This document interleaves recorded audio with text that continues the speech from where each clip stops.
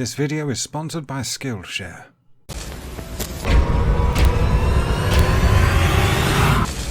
Just a couple of videos ago I made this tiny little crypt tonk for the game Tonks, and I liked the process so much and the aesthetic that I wanted to make something on a 28mm scale. Now little did I know that this would be the biggest project I've ever done, and that it would take me 60 days to do.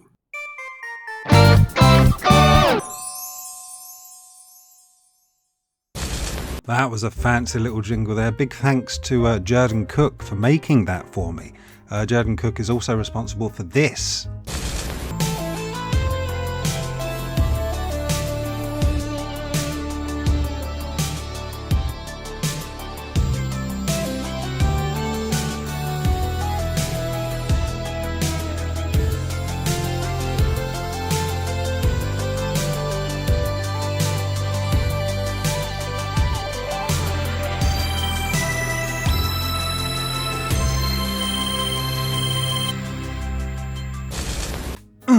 Listen to that. Great theme tune by Jordan there. That is a part of a show called Level 2, which I'm a part of. And I'll pop the link down in the description. It's a retro gaming / comedy show. Focuses on the comedy. So check that out if you would. That'd be nice. Anyway. This is a bag of bells. This is some surplus Christmas stuff that I never got around to using. There's a few things from Christmas that I never got around to using that I'll be using in this video. And aside from the bells, look at that cutting mat. Look how clean and pristine that thing is. Because by the end of this video, that thing is destroyed. Absolutely destroyed. Anyway, this bell. This was the inspiration for the whole thing. I took a bell, removed the bow, and covered the thing in all the fancy beads that I have. Now I have a huge collection of beads, all kinds of beads, and I just wanted an excuse to use them because I just hoard them like some kind of crafty magpie. And I'm thinking, you got to get rid of some of this stuff. If you don't use it, you lose it. Now everybody's heard of that. This is science we're talking about. You don't mess with science. These are some plastic candy canes that I never got around to using either, and these come in very handy. And just before this, while I was rambling, there was some card. Now the most of this build is cardboard, beads, and these candy cane stick things. None of this is 3D printed. This is all scratch built, and thus is why it is most impressive, or at least that is the goal. Quite arrogant of me to say, but you know what? I put so much work into this. Now this is box 1 of 2 of my fancy beads. I had 2 of these big boxes of all these different kinds of fancy beads that I bought from a certain site that I didn't know was disreputable until I'd purchased these things. But they were so cheap, so very cheap. It's just unfortunate that they come at a cost. And I'm not talking about money. Now I'm going to be brushing over a lot of this because the actual process was a lot longer than it looks in this video. This is a magical technique us video makers like to call editing. This project didn't actually take 30 odd minutes to make. I've got these toothpicks that I bought from the Amazon, and they get used a lot as well for tiny spikes. Now the reason these are good is because they're flexible. They're not going to snap when you touch them, but they're also a pain in the butt when you're trying to pick this model up and there's just spikes everywhere. But I was committed to the aesthetic by this point. You need to have a theme. As long as there are 2 or 3 things that are repeating throughout the build, then the whole thing is married together. These fancy things are what you put on books to make them look oldie style. Like a little spell book. If you want to make yourself a little spell book, then you'd put these on the spine and such. But they're easy to cut and they're great and they're very ornate. And I used these a few times. These were also about £1.50 for 10. I'm using these to hold the bell up and for the rod for the bell, so it does swing. I'm using these plastic cotton buds, which are illegal now. Well, they're not illegal, you just can't buy them. It's all cardboard now, I think. So I had to search for these on eBay and pay a fortune for what would have cost pennies just a few years ago. A lot of this, you'll notice as you go on, will be foam core or XPS foam sandwiched between cardboard, and that's part of the aesthetic as well. And each of the edges of the XPS or the foam core will be enamoured with beads, and that's where we get all the detail from. Easy detail. It's easy if you have the patience and time. The little plastic tube I used there was a receipt roll from inside like a till receipt. You might not have these if you don't own a sweet shop, but you can use any old plastic tube, and I use these for tiny little window decorations on what will soon be the roof, the spire, I suppose. I've cut out some cardboard here to form a trapezoid prism. I loved their first album. I kind of hate that joke. A lot of people do that joke now. They'll say a fancy word and say, oh, I loved their first album. Why did I do it then? I don't know. Because I'm on the spot. And this trapezoid prism will be held together with hot glue. Super glue won't cut it. We need a plasticky, rubbery bond. And then another little foam core beady wafer treat to place on top. I'll be making these throughout. You won't see me make them all, because they're all the same process. With a lot of this project, it's a lot of the same process, so I'm not going to repeat myself. But Lord knows it feels like I'm repeating everything 2 years into YouTube. That sheet that just slid in that I cut into strips and then clipped with some clippers is a thinner card that I'm going to use for the roofing tiles. Now I just clipped along the strip, making sure that all the tiles were attached, and then gluing them with PVA in rows. Very simple stuff. This is terrain crafting 101. But as I said earlier, a lot of this is simple. It's just very time consuming. This took a good while. And once that is finally done, time to do a bit of decorating. I've got these little round ring bead, fancy ring bead, fancy things. Oh God, I've got a problem. Shall I edit that? No! I'm going to use these things and then put a round bead in the middle of them because it looks nice. Don't know what it is. Holds no function. But beauty doesn't. Or does it? It does. In nature it does. There's a reason for beauty. I just wish that I could experience it. Once in my life. As I often do, I have primed each stage of this just to keep my morale up. Got to keep the morale up as you're building these things. Now I could wait and prime the entire thing at the end for a big sort of shock and awe surprise, but this took 50 days, remember, so I needed to keep the momentum going. Now as you probably can tell, I'm working from the top down, which is very unusual, but it's just the way this worked out. Now the next wedge in the cathedral sandwich is the turret section, or a smaller turret section. You'll see why later on. Starting with another smaller roof, very narrow roof.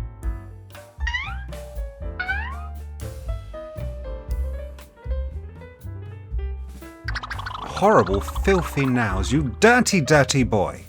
That's spray paint. I tried to clean it off, but it wouldn't go. Now, there's little things like flattened bead caps, and if there's a bead that looks unusual, it's probably because I've taken a bead and cut it in half. These are all simple things that can be done. I just don't think I filmed every single step of it. Adding a standard cuboid box underneath, made from the thicker card. This is going to be the turret section, the aforementioned turret section, but I want to make it look fancy, just as everything else is going to be, and is, on this project. Now to make these cannons, I'm using these little wooden discs, because I couldn't find a disc that was the right width, and I'm going to glue them all together with super glue, and then cut them in half. And once that's done, drill a little hole, stick a wire in there, and then use some tube-like beads, and stack them up. So they look like fancy cannons. I've got to stop saying fancy. What's another word for fancy? Alexa, what's another word for fancy? Good morning, Daniel. Synonyms for fancy meaning extravagant, ornamental, include decorative, gaudy, or lavish. I don't know if you heard any of that, but lavish is a good one. That's the new word. I've added some candy cane bits on the side there just to marry it to the top piece. Looks a bit like a fancy barber tank at the minute. This is my box of wing type beads. You can get this, I think I got this one from Amazon. Now there were only a few types I needed because I didn't want to use the wings with hearts. I didn't think hearts were befitting of a cathedral tank. But I tend to use these wings above arches, above doorways, or in the centre of the little wedge wafer things. You'll notice. Tends to be very central to the theme. Now I'm going to take this thing out to prime. I'm pretending like I'm in this moment. We all know it's later. But while I do that, here's a quick message from this video's sponsor. Skillshare is the largest online learning community for creatives, with thousands of classes led by industry pros across film, illustration, design, freelance, productivity and more. This year, invest in yourself and your goals by starting a learning journey on Skillshare to take your career, skills or side hustle to the next level. Now, Skillshare has designed learning paths that help you get from a novice to a professional in no time. Learning paths are hand-picked classes meant to be taken in order that build on one another, reinforcing lessons. They are available in a range of experience levels from beginner to advanced and a variety of categories including design, productivity, creative, freelancing tools and software like Procreate and Blender, marketing and more. If you are a full-time creative, as I claim to be, and you're looking to expand your skills, then why not try one of the learning paths on Skillshare? For example, build 3D models and animations with Blender. Now that is something that has always interested me. All the kids are using Blender these days, so I don't see why a 40-year-old man can't either. And with Skillshare's curated learning paths, there's no stopping us. If Skillshare is something that interests you, then why not join Skillshare with a free trial? The first 500 people to use the link in my description below will get a whole month's free trial. So why not do it? It's free. Thank you Skillshare, and thank you everybody else for watching. Back to the video. Here it is, all put together so far. Doesn't really look like anything, does it? But it will come together, as you would have noticed in the thumbnail. Next I'm going to do another foam core wedge, and then we're on to the bulk of the project, the centre plinth, the base, the core. I'm like a thesaurus. Alexa, what's another word for thesaurus? Synonyms for thesaurus, meaning dictionary of synonyms and antonyms, include reference book, glossary or lexicon. Don't worry, I'll be sure to send on some of the ad revenue to Alexa, as I'm sure she needs it. Now, the thing about using cardboard for blocks and buildings is the edges are normally untidy, so I'm using these fancy wavy scissors that I found in the charity shop and cutting some thin strips of card and then bending that around the corners. You need to hide the corners when you're making cardboard buildings, but luckily it makes it look lavish. I remembered. That thing I crushed with my finger and my massive strength is a bead cap. I use a lot of these, flatten these out, and they're great for decoration, just like flat decoration on the sides there. Place them all down the corners, place them all over the thing. I have 3 different types of bead caps, and they're very handy because you can just snip them, cut them to shape, especially if you're going for this kind of aesthetic. I have rambled. I'm onto the crypt section, which is at the back of the cathedral tank, and going to make some arches, and very much like the tonk, I'm going to add lots of Games Workshop skulls stacked up. These are the fallen comrades or something. Maybe they're there to intimidate, or maybe they're there out of respect. There probably is some lore. I'll try and establish some kind of lore for this thing, just not right now. Whatever the lore may be, a wall of skulls just looks cool. I don't care who you are. And just because they're dirty, crusty old skulls doesn't mean it shouldn't be adorned just as the rest is. The juxtaposition is quite nice. Now at the back of this crypt there is a door, and the door is covered in half beads, semi-spherical bead things. Here's a little montage.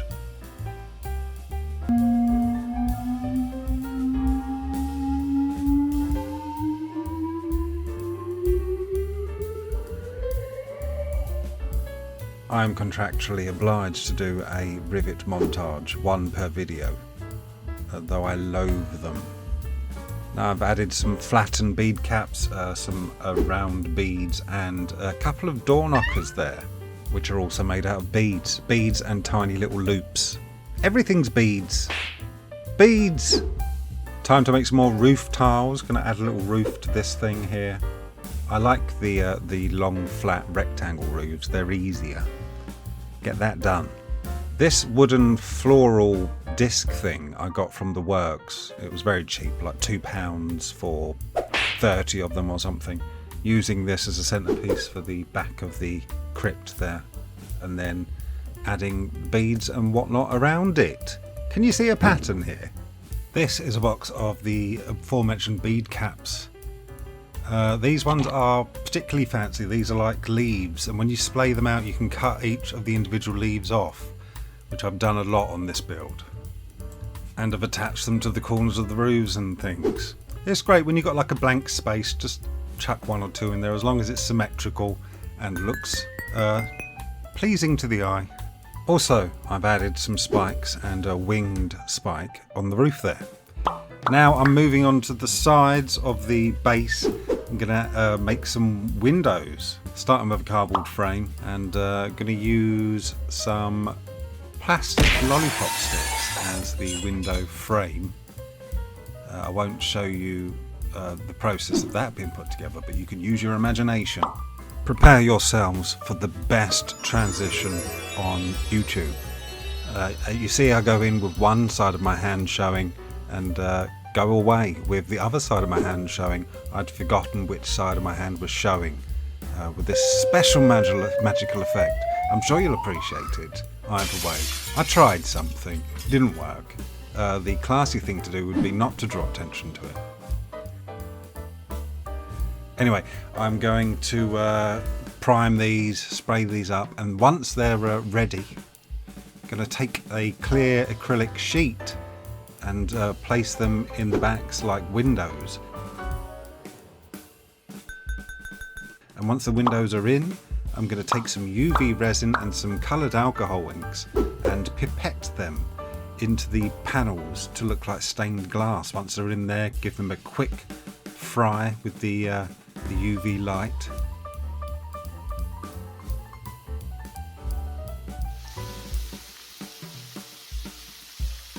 And it worked well for the most part. There was a little bit of bleedage. I'm not sure if that's a word. But you know what? It worked out alright. Better than nothing. That old adage. These glass panes kind of look delicious. Like hard-boiled sweets. Like Jolly Ranchers to you Americans. And to the UK in the 90s. Because for some reason we stopped selling Jolly Ranchers in this country. Maybe they're poisonous. And you Americans just don't care. Now I've not attached the windows yet because I need to cut a hole in the back panel. You'll see why later on. And before I do all of that, I'm adding some little corner decorations here, some extra bits of wood strips and beads and spikes and all of the such things. And then we're moving on to the front of the cathedral tank. And I'm kind of winging it here. I wasn't really sure what I was doing with this section, so I made this funky shape.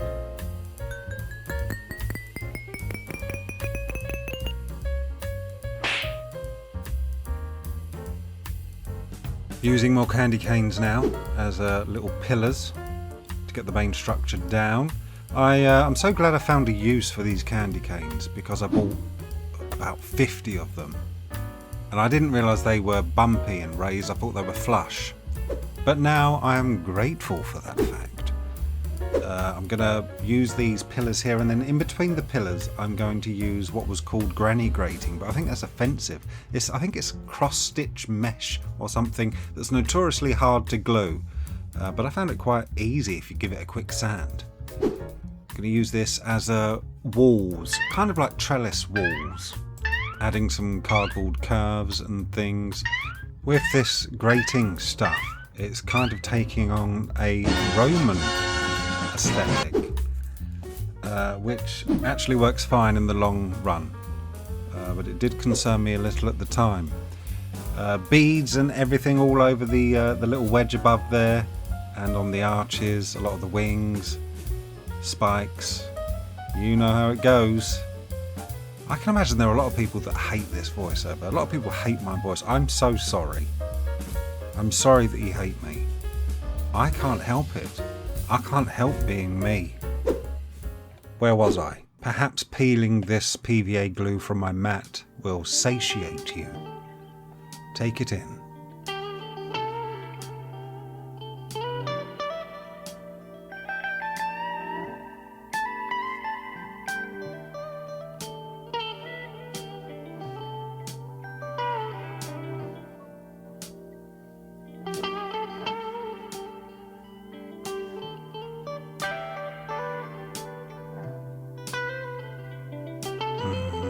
Reminds me of that time I got real bad sunburn.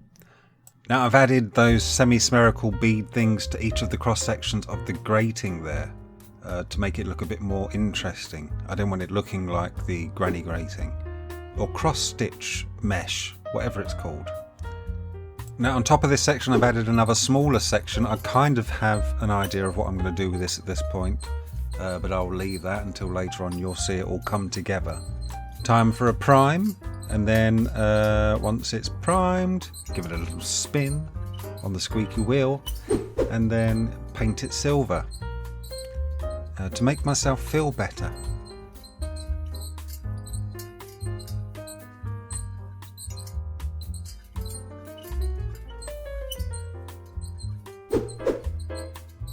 This is the whole thing put together so far. It's looking like a church type thingy with turrets.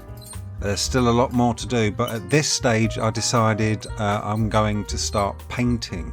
Now this painting took forever, because I paint each bead gold again. A lot of them are already gold, but I paint them gold again, and this took probably a week. I'd say a week. I mean, I'm quite busy anyway, but this took a long time. Every spare minute I had, I'd be painting a bloody bead gold. I don't want to paint another bead gold for at least 2 months. But now, a month later, I can look at this and think, it looks quite nice. Quite nice. I like the silver gold aesthetic. It's a bit too clean, but I will sort that out before the end. I'll add washes and such. But you would not believe how much work went into making the silver church look like this. And I've been looking forward to painting the roof just to add another colour to this thing, though the colour is not much different to the silver grey that is already on there. But once the roofs are painted a slaty blue grey type colour, I paint individual tiles varying shades of blue and grey, and then give the roofs a little bit of a grey, light grey dry brush to marry it all together. See, there I am, dry brushing it like I said I would. Very satisfying. And once it's all dry brushed, the little flattened bead caps that are on the roof get painted gold. I said I didn't want to paint any more gold pieces, but that's now. Back then I was still pretty fresh-faced, but not much. And then I painted the skulls, the usual skull colour, a brown, a beige, a little bit of a wash, a little dry brush with a light, very light beige or off-white. And then that is pretty much all the colours done, ready for another spin. And you could call this project done at this point, but no, this is just one section, which for the record I will keep separate and unglued just in case I want to use this as a piece of terrain on its own. But I'm going to make a base now. I'm going to turn this thing into a tank, and to do that I'm going to use some big bits of card and some XPS foam, make a little sandwich. I thought long and hard about what I'm going to use for the wheels and ended up having to spend some money. I popped down to the local newsagents and bought the cheapest coffee they had for £1.69 a jar. Now, as you can imagine, this coffee tastes delicious, but I needed the lids, and I needed 6 of them. So here they all are on the fancy kitchen side there. Now this coffee is going into the pot, and this will be the coffee used for guests. They're not getting the good stuff.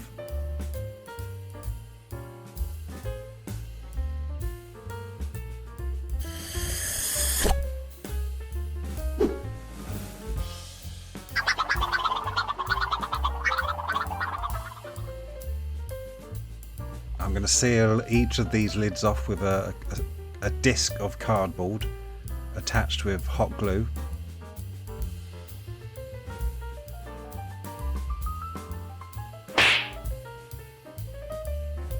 Here's a hot glue gun in case you didn't know what a hot glue gun was. And then on the front side I'm going to attach some miniature bases, some large miniature bases that I've never used. I mean, I would have used them, but hey. I'm going to attach these wheels to the side of the cardboard XPS foam sandwich. And then bridge the gaps between the wheels with some firm card. And then add a couple of strips of, not XPS, EVA foam. The cheap crafting stuff for kids. And use that as the tracks, and then add thinner strips of the EVA foam to add a bit of detail to the tracks, and then add beads and spikes and all the usual jazz to all of this stuff. I'm not going to show you all of that because you've seen it already.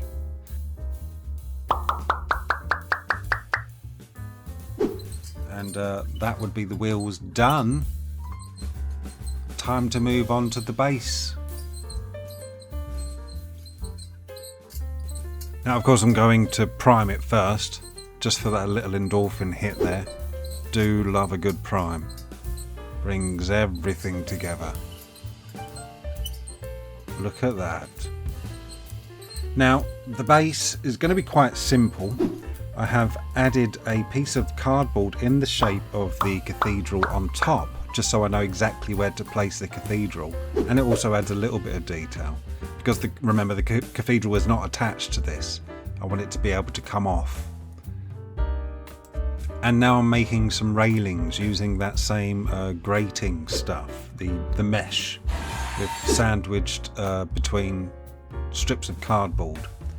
And then using some lollipop sticks and these weird tube bead things. I don't know what they are. I don't know where I found them. I'm going to use these to decorate the lollipop sticks. Add some spikes, add some beads. It's all coming together.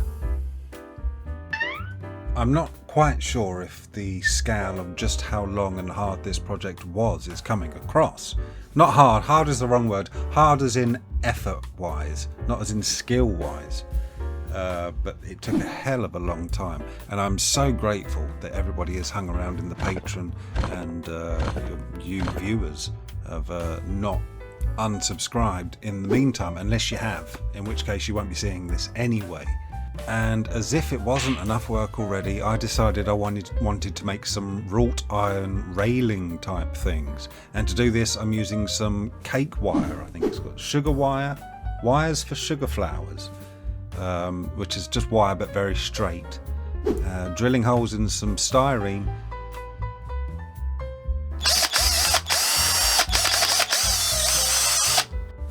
and poking them through and adding some spikes and things.